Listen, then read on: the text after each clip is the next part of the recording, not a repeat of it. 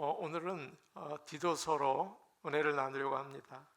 디도서가 모두 몇 장입니까? 3장으로 되어 있습니다. 길지 않았는데 오늘은 2장 앞에 말씀으로 은혜를 나누려고 합니다. 디도는 바울이 아들처럼 생각하는 제자 디도에게 보낸 편지입니다. 62년경에 바울이 로마 감옥에서 첫 번째로 풀려납니다. 그 다음에 좀 이따 또 갇혀서 그때는 죽게 되죠. 그런데 첫 번째 풀려난 다음에 디도를 데리고 그레데라는 섬으로 전도하러 갑니다. 그곳은 역사적으로 범죄한 사람들을 유배하는 장소였습니다. 좋지 않은 곳이었죠. 그러다 보니 그 섬에는 죄가 가득했어요. 그리고 그 사람들에 대한 소문도 별로 좋지 않았습니다. 그래서 바울은 디도서에서 1장 12절과 13절에서 이렇게 그레데 사람들에 대한 소문을 이야기하고 있습니다. 1장 12절과 13절인데 우리 같이 보도록 하죠. 시작. 그레데인 중에 어떤 선지자가 말하되 그레데인들은 항상 거짓말쟁이며 악한 짐승이며 배만 위하는 계름뱅이라 하니 이 증언이 참되도다. 그러므로 네가 그들을 엄히 꾸짖으라. 이는 그들로 하여금 믿음을 온전하게 하고. 그레데 사람들은 거짓말을 밥 먹듯이 했습니다. 너무 거짓말을 잘해요. 고린도 그러면 음란한 사람들 그렇게 불렀지만 그레데 그러면 저 거짓말쟁이들 그렇게 생각할 정도로 아주 대명사가 됐어요. 거짓말쟁이라는 말이죠. 그리고 그 사람들은 사나웠습니다. 악한 짐승이라 그렇게 얘기하지 않습니까? 먹을 것밖에 모르고 일은 하지 않고 계속 게으르게 살았던 자들입니다. 바울은 이런 곳에서 사역을 해야 하는 디도에게 이 말이 다 맞다. 그러기 때문에 그들을 13절을 보니까 무섭게 꾸짖어라. 무섭게 꾸짖어라. 그러면서 올바른 믿음을 갖게 하라고 이야기를 하죠. 그러면서 자신의 경험을 가지고 교회에서 실제적으로 어떻게 사역을 해야 하는지를 오늘 말씀을 통해서 우리에게 알려주고 있어요. 이 말씀을 통해서 우리 한 가족인데 어떻게 실제적으로 교회를 세워나가야 하는지를 배우고 교회를 잘 세워나갈 수 있기를 축복합니다. 아멘. 1절 말씀 우리 같이 보겠습니다. 1절 말씀입니다. 함께 보십니다. 시작. 오직 너는 바른 교훈에 합당한 것을 말하여. 그레데 섬에도 거짓 교사들이 있었습니다. 복음을 전하는데 올바로 전하지 않는 거예요. 그래서 우리가 지금 2장을 읽었는데 1장 끝을 보면 거짓 선생들에 대한 이야기가 나와 있습니다. 그들은 잘못된 하나님의 말씀을 전했어요. 여러분, 제가 잘못된 말씀을 전하면 여러분 아시겠습니까? 잘 모르고 하나님의 말씀인가 보다 그렇게 받을 수도 있겠죠. 또 그들은 하나님에 대해서 잘 안다라고 하면서 생활은 그렇지 못했어요. 그래서 하나님을 알지 못한다는 것을 보여주었던 것이죠. 그래서 지금 바울은 디도에게 1절에 오직 너는, 다른 성경에는 그러나 너는, 거짓 선지자들은, 거짓 선생들은 잘못된 거 가르치고 잘못 살지만 그러나 너는 그러면 안 된다. 그렇게 얘기하고 있는 거죠. 너는 달라야 한다. 너는 거짓 가르치면 안 되고 바른 걸 가르쳐야 된다. 그렇게 이야기하고 있습니다. 그리고 올바로 살도록 가르쳐야 한다. 제가 여러분에게 바른 것을 가르치기를 원합니다. 성령 충만하기를 원합니다. 그러나 가르치기만 하면 아무 소용이 없어요. 여러분, 이거 어디다 써먹으려고 하십니까? 올바로 살 수 있게 말씀이 전달될 수 있기를 원합니다. 아멘입니다. 그렇죠? 예수님에게 직접 배운 사도들이 있었던 시대에도 거짓 선생들이 있었어요. 그래서 교회는 바른 교훈을 가르쳐야 했습니다. 하물며 한 얼마나 지났습니까? 2000년 이상 지났잖아요. 그러면 어때요? 그 말씀의 그 힘이 많이 약해졌을 것 같이 느껴지는데 어떻습니까? 오늘날도 얼마나 이단들이 열심인지 여러분 말도 못해요. 학교에 가면 그 신천지에서 젊은 친구들 성경 공부하자고 그렇게 쫓아다녀요. 다 거기서 성경 공부하게 해요. 그리고 세상은 얼마나 유혹이 강한지 여러분들도 저도 흔들흔들 할 정도로 그렇게 세상 유혹이 강하지 않습니까? 교회를 어지럽히고 가정을 무너뜨리고 그러는 일들을 여러분은 이렇게 한번 돌아보세요. 교회가 흔들리고 가정이 무너지죠. 그렇기 때문에 열심히 바른 교훈을 가르쳐라, 그렇게 말씀하고 있습니다. 목자가 양을 칠 때 편안하기만 하지 않죠. 늑대가 올 때 어떻게 합니까? 막대기를 들어서 쫓아내지 않습니까? 마찬가지입니다. 세상과 하나님의 말씀이 너무 달라요. 제가 이거 설교해도 되나? 이게 너무 심한 거 아닌가? 우리 성도들이 저 목사님 너무 심하게 말한다, 그러지 않을까? 염려가 들 정도로 너무 달라요. 세상과 하나님의 말씀이 말이죠. 또 이걸 전하면 성도들이 기분 나빠하지 않을까? 눈치를 자꾸 본다고요? 그러지 말라. 너는 바른 교훈에 합당한 것을 말하라. 그렇게 오늘 말씀하고 있습니다. 용기 있게 바른 교훈을 전하고 또 용기 있게 세상에 주의 말씀을 전할 수 있는 저와 여러분 될 수 있기를 원합니다. 아멘. 바른 교훈이라는 말은 건강한 교리라는 뜻입니다. 그래서 이 교리를 가르치면 성도들이 건강해집니다. 그러니까 정신을 번쩍 드시는 거예요. 건강해집니다. 그래서 믿음이 건강해지고 믿음이 자랍니다. 그리고 또 건강한 생활을 하게 됩니다.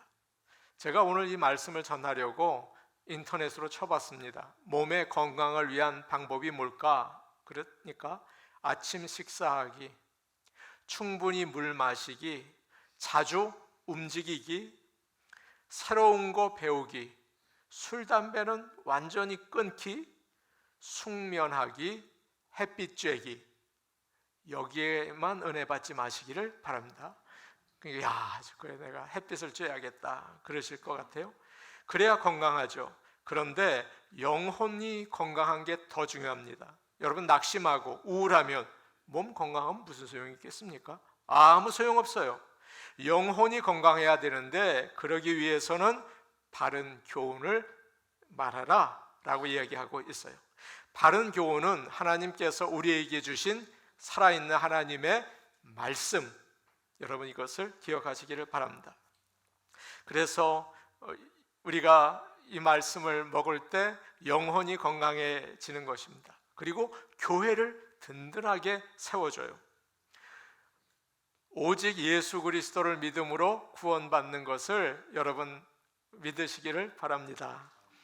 그럴 때 하나님이 원하시는 생활을 할 수 있다는 것도 아시기를 바랍니다. 이것이 바로 바른 교훈인 것입니다. 그리고 바울은 디도에게 이 하나님의 말씀을 가지고 성도들이 어떻게 살아야 하는지 합당한 것을 말하라 그렇게 이야기하고 있어요. 저희 아이가 결혼을 할 때였습니다. 제가 이제 양복을 함께 사러 가게에 갔습니다. 아이가 삐쩍 말랐어요. 그래서 맞는 옷이 없더라고요. 그래서 어떡하나 그랬더니 일하는 사람이 옷을 줄여준대요. 야, 땡큐. 그러고 나서 가장 가까운 몸에 가장 맞는 이제 양복을 가지고 피팅 룸 그런 데를 들어갔습니다. 근데 거기 들어가서 거울 앞에 섰어요. 그러니까 조금 있다가 재단사가 오더군요. 그래서 팔을 보더니 너무 깁니다. 근데 여기다 핀을 탁 꽂아줘요.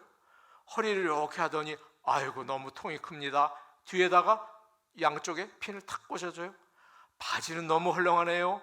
또 허리에다 해줘요. 그래서 해주더니 양복을 만들어 줬습니다.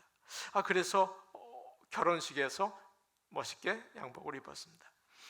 여기서 합당하다는 말은 피팅, 딱 맞게 한다, 그런 뜻을 가지고 있어요. 하나님의 말씀은 어렵습니다. 여러분께서 혼자 성경을 읽으면 야, 이게 무슨 말인가 아마 그러실 거요. 그래서 성도들이 알아듣고 어떻게 살 수 있는지를 쉽게 여러분에게 가르쳐야 합니다. 이것이 바로 뭘까요? 설교입니다. 주일 하나님의 말씀을 듣고 야, 내가 어떻게 살아야 하나, 주의 말씀에 딱 나를 맞춰서 사시기를 축복합니다. 바른 교훈인데 이건 뭐 나랑 상관이 없어요. 내 몸에 딱 맞는 피팅룸에 들어가서 내게 딱 맞는 옷을 사서 입고 말씀 가운데 살 수 있기를 원합니다. 지금부터 나오는 말씀을 보면 그레데 교회 교인들의 모습에 대해서 나이 든 남자들, 나이 든 여자들, 젊은 여자들, 젊은 남자들에 대해서 딱 맞는 말씀을 바울이 이제 해주고 있죠. 그레데 교인들은 화를 내고 술을 마시고 또 부도덕하고 모이면 남 헐뜯고 속이고 싸우고 게을러서 계속 자고 가정은 깨어지고 음란했어요. 그런데 모두 하나님을 믿는 사람들이었습니다. 그런데 그 교회만 그렇습니까? 지금 교회는 여러분 어떤 것 같아요? 오늘날 교회는 어떻습니까? 겉으로는 나타나지 않지만 정도의 차이는 있을지 모르지만 타락한 죄인들이 모인 곳은 비슷해요. 그런 모습이 우리에게도 있습니다. 제가 어느 교인 집에 신방을 갔습니다. 그러니까 제 앞에서 우세요. 막 울어요. 그러면서 다른 교인들에게 시험을 받아서 내가 더 이상 신앙생활 못하겠습니다, 그래요. 그 이야기를 들으니까 제가 막 화가 나더라고요. 아니, 어떻게 그럴 수 있을까? 그러다가 제 자신에게 화를 나더라고요. 야, 목회자가 얼마나 말씀을 제대로 못 가르쳤으면 그렇게 상처를 받을 수 있나. 제가 막 너무 마음이 아팠습니다. 어느 목사님 사모님 이야기입니다. 신학교를 졸업하는 학생들의 사모님들과 같이 식사를 하셨다고 해요. 어느 젊은 사모님이 아기를 데리고 오셨습니다. 근데 이 나이 든 사모님이 옆에 앉아 있었는데 그 젊은 사모가 아주 기뻐서 이야기를 하더래요. 지금까지 우리가 어렵게 살았는데 남편이 어느 교회 청빙을 받았다는 거예요. 큰 교회. 그래서 이제는 됐어요. 우리가 경제적으로 이제 안정될 거예요. 교인들이 우리를 어려울 때 다 돌봐줄 거예요.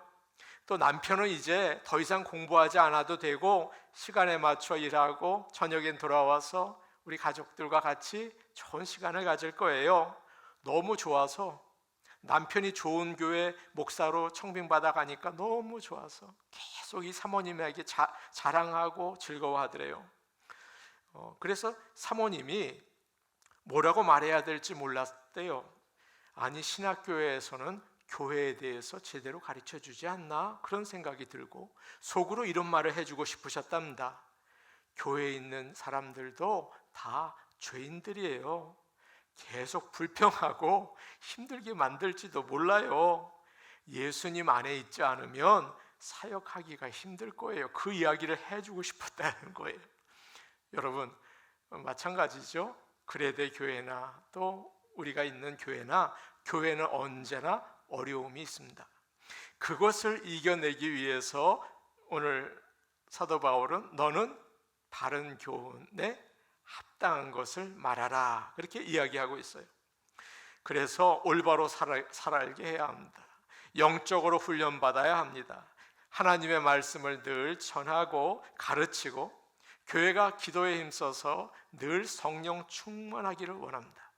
그래서 하나님의 영광을 나타내고 그리고 하나 될 수 있는 좋은 교회가 될 수 있기를 축복합니다. 아멘. 2절 말씀 이제 우리 보겠습니다. 2절 말씀입니다. 함께 볼게요. 시작.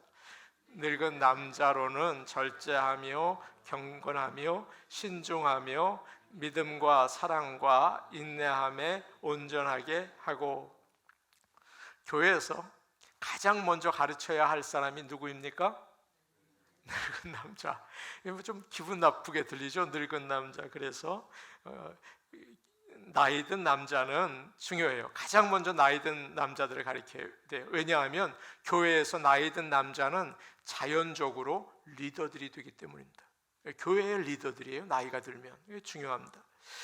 그래서 여러분이 생각하기에 나이가 든 남자는 나이가 어느 정도가 될 것 같습니까? 여러분 나이 든 남자, 늙은 남자 나이가 어느 정도 될 것 같습니까? 20대 때는 30대만 이렇게 봐도 야, 나이가 들었구나 이런 생각이 들었어요. 근데 30이 되니까 야, 30은 이거 아주 나이가 아주 젊구나. 40, 50은 돼야 그래도 나이가 들었구나 이런 생각이 들었어요. 근데 여러분 어떻게 생각하세요? 여러분 중에는 60, 70 난 사람을 보면서 야, 파릇파릇하다 이렇게 생각하시는 분도 계실지 모릅니다. 어떻습니까? 나이는 상대적인 거죠. 제가 전도사를 할 때 유년주일 학교 중고등부 대학 총령부를 했습니다. 주로 어린 사람들과 사역을 했어요. 근데 한 번은 집사님들이 와서 저에게 성경 공부를 가르쳐 달라고 했습니다. 그런데 제가 그때 30대였거든요. 그분들은 40대, 50대였어요. 야, 저렇게 나이 드신 분들을 제가 어떻게 가르치나 너무 겁이 났어요. 야, 큰일 났다 그런 생각을 했습니다. 근데 지금 보니까 아주 젊으신 분들이에요. 제가 착각을 했던 거죠. 나이는 상대적인 것입니다. 어떤 분은 오늘 말씀을 보면서 나는 나이가 젊으니까 이 말씀은 나랑 맞지가 않으니까 오늘 잠이나 자자 그러시고, 어떤 분은 나는 나이가 많으니까 젊은 사람들에게 하는 말은 나에게 해당하지 않아 라고 생각하실지 몰라요. 그러나 오늘 말씀에서 늙은 남자로는 이라는 말은 비교급으로 되어 있습니다. 다른 사람보다 나이가 많은 사람은 이란 뜻이에요. 그래서 나보다 젊은 사람 앞에서는 나이 든 사람이 되고 나보다 나이 드신 분 앞에서는 젊은 사람이 돼요. 그래서 사랑하는 여러분, 오늘 말씀을 통해서 하나님의 음성을 누구나 모두 들으실 수 있기를 축복합니다. 아멘. 늙은 남자로는 제일 처음에 절제하며 경건하며 신중하며, 나이 든 남자들은 가장 먼저 절제하게 가르쳐야 합니다. 이 말은 술을 마시지 않고 정신이 맑은 걸 말합니다. 절대 술 마시지 말게 만들어야 합니다. 술에 취하면 균형을 잡지 못해요. 경찰이 음주운전 체크를 할 때 이리 나와 보세요. 한번 요 줄로 곧장 걸어보세요. 술 먹은 사람들은 비틀 이게 참 어렵다고요. 균형을 잡지 못해요. 여기서는 술만 이야기하는 것도 아니죠. 나이 들어도 정욕에 빠질 때가 있습니다. 똑같아요. 욕심에 빠질 때가 있다고요. 정욕에 빠지면 눈이 어두워서 컨트롤하지를 못해요. 맑은 정신으로, 왜냐하면 나이 든 사람은 교회의 리더예요. 그래서 맑은 정신으로 하나님의 말씀을 따라서 올바로 판단해서 교회를 올바른 곳으로 인도하는 지혜로운 리더들이 될 수 있기를 축복합니다. 중요합니다. 나는 아무것도 아니야 직분을 얘기하는 게 아니에요. 교회에서 나이 든 남자는 무조건 교회의 리더가 되는 것입니다. 하나님은 모세의 뒤를 이어서 지도자가 된 여호수아에게 오늘 우리에게 이렇게 말씀하세요.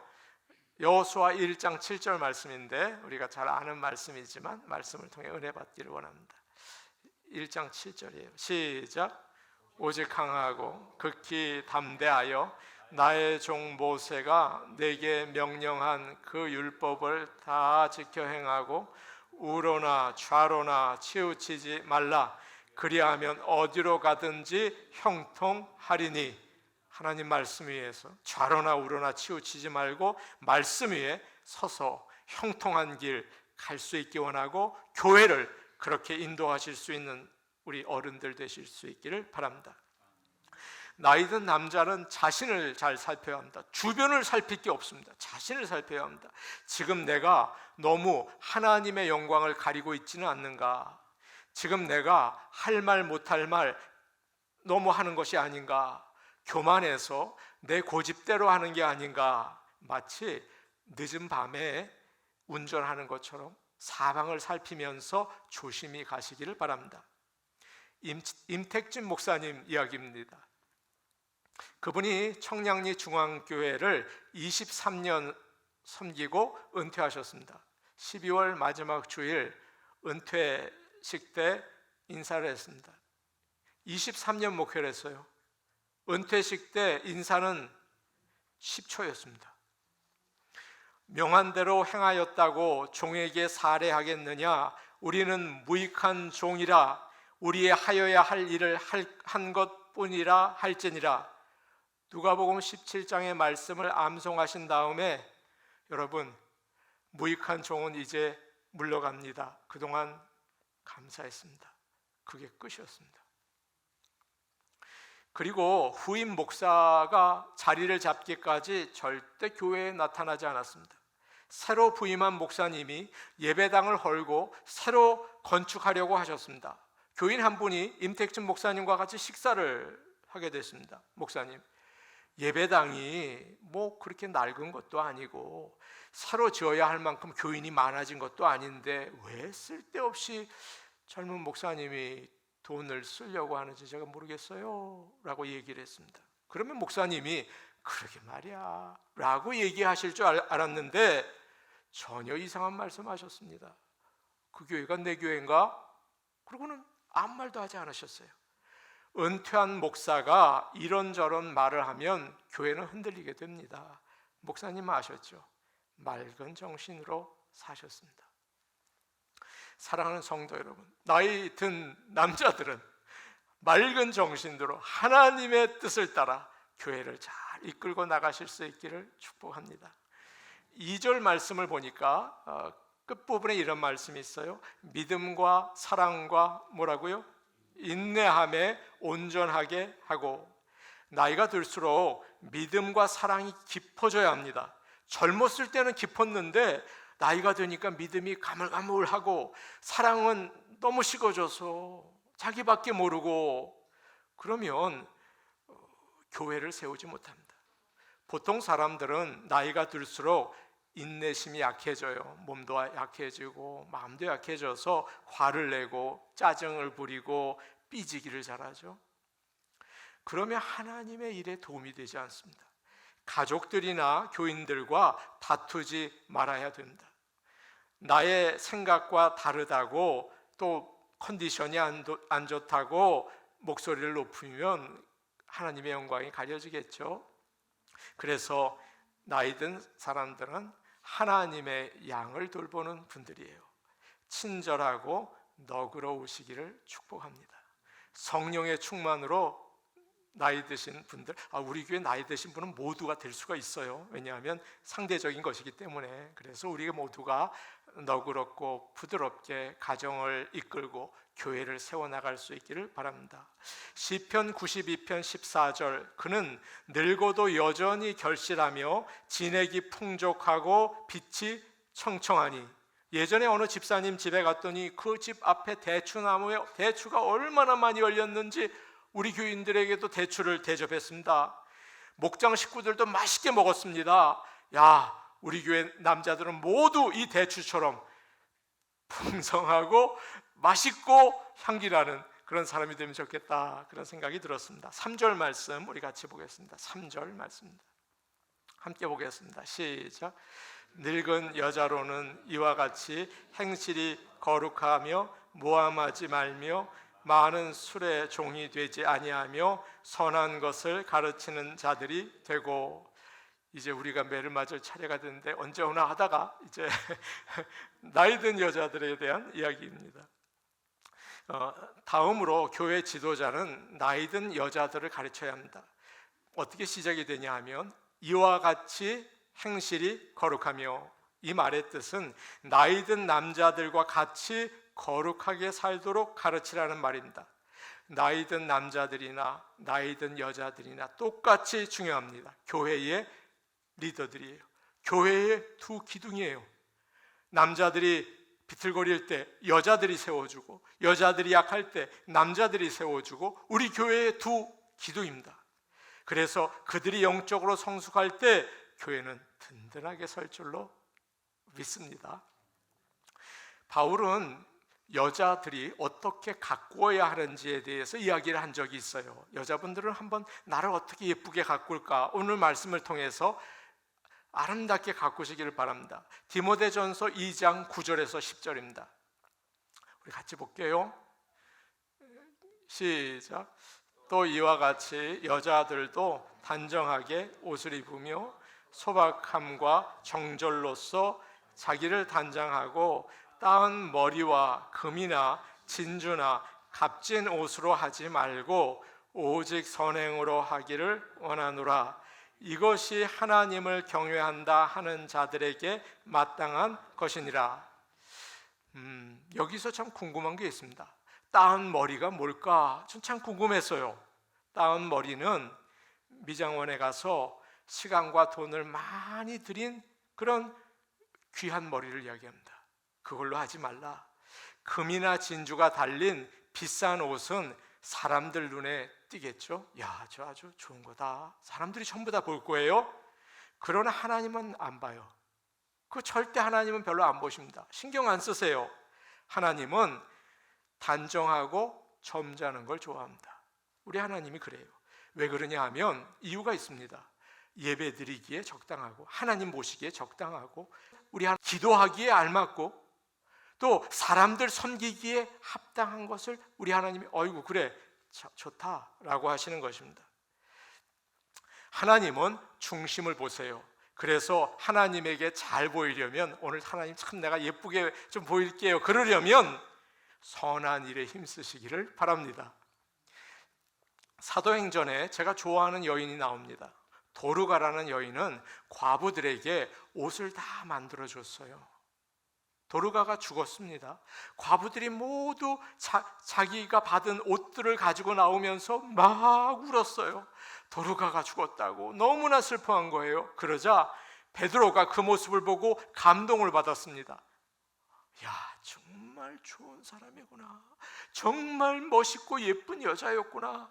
베드로가 감동을 받아서 위에서 기도할 때 도르가는 살아나는 역사가 사도행전 9장에 나와 있습니다. 이렇게 착한 일을 할 때 하나님 보시기에 너무나 아름다워요. 이것을 거룩이라고 합니다. 오늘 2절, 3절 말씀 같이 한번 다시 볼까요? 시작. 늙은 여자로는 이와 같이 행실이 거룩하며, 거기까지 보면 되겠어요. 교회는 미용실이 되어야 합니다.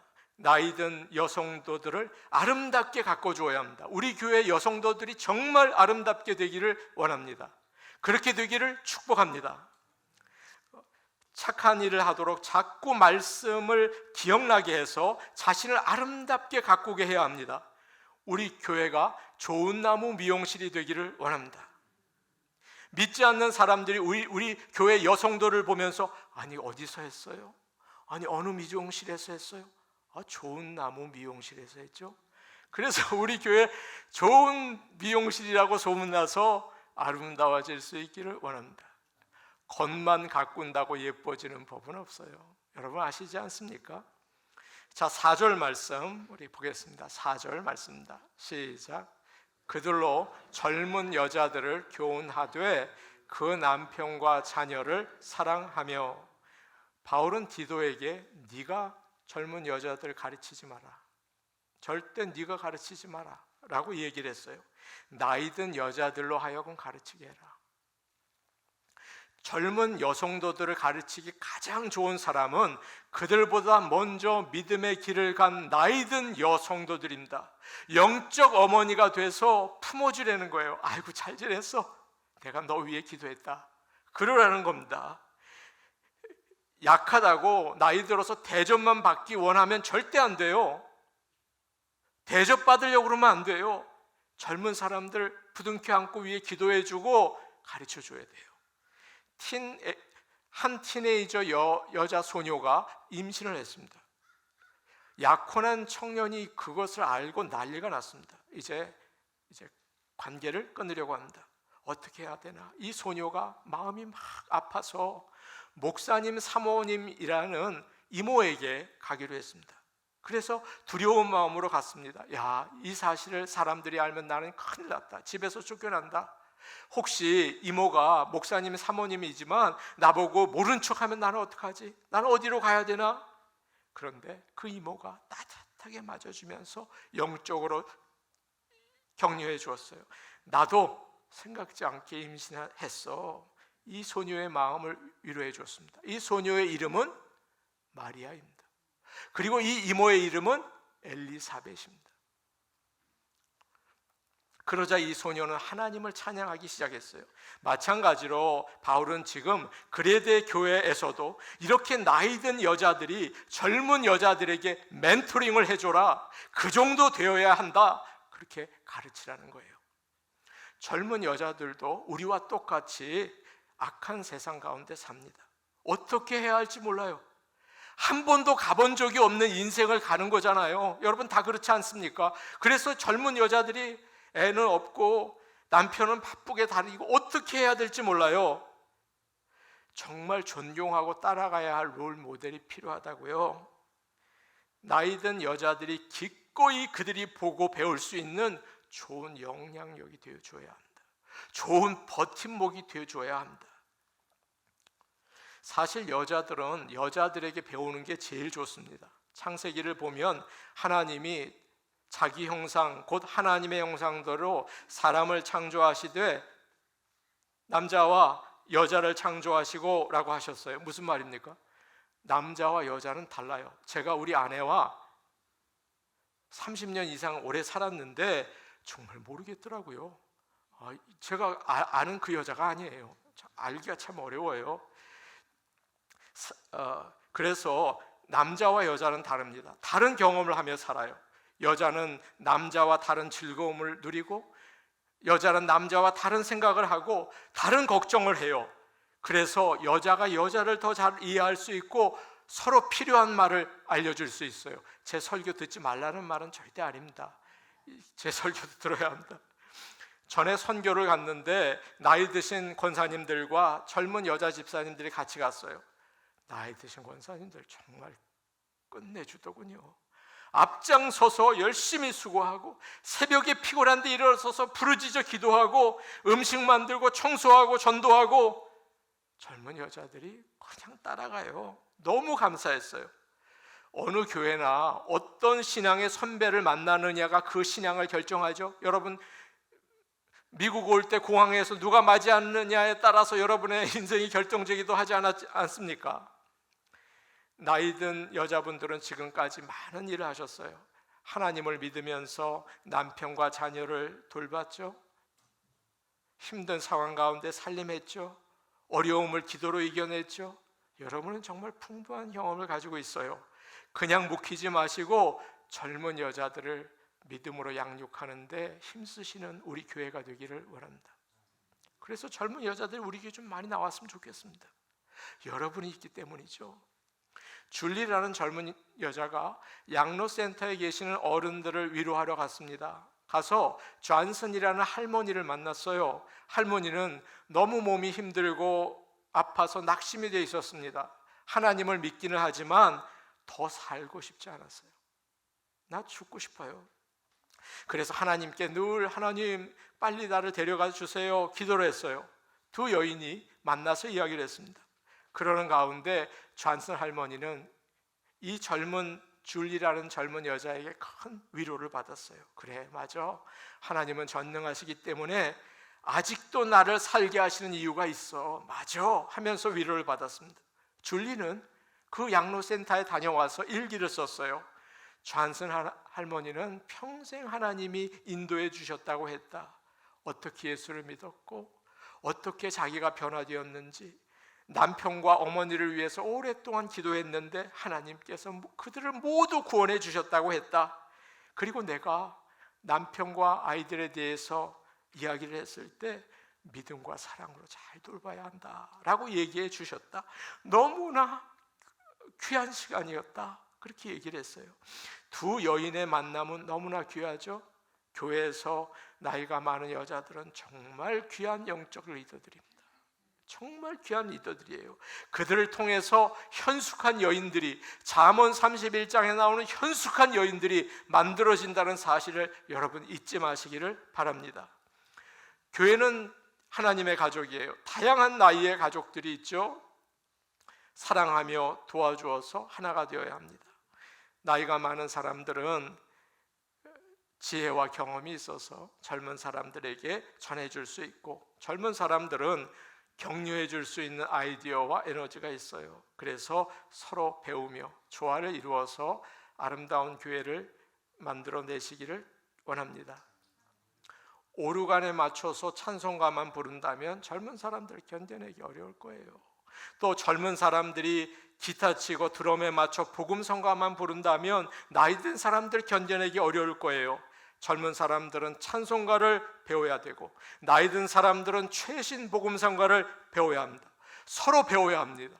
젊은 사람들에게 얼마나 배울 게 많다고요. 나이 든 분들에게 얼마나 배울 게 많다고요. 서로 배울 수 있지 않겠습니까? 그래서 아름다운 주님의 몸을 세워나가시기를 간절히 바랍니다. 아멘. 우리 같이 기도하겠습니다. 오늘 오신 아버지 하나님, 우리를 한 몸으로 만들어 주셨습니다. 나이 든 사람에게 있는 깊은 믿음과 지혜, 젊은 사람에게 있는 뜨거운 열정과 에너지, 아버지 하나님, 우리가 나누어 가져서 하늘나라의 귀한 백성으로 살아나갈 수 있는 교회가 되기를 원합니다. 도와주시옵소서. 나이 든 남자는 성숙한 리더로 교회를 이끌어 나가고, 나이 든 여자는 성숙한 리더로 교회를 섬기며 보살필 수 있는 교회가 되기를 원합니다. 도와주시옵소서. 예수님의 이름으로 기도하옵나이다. 아멘.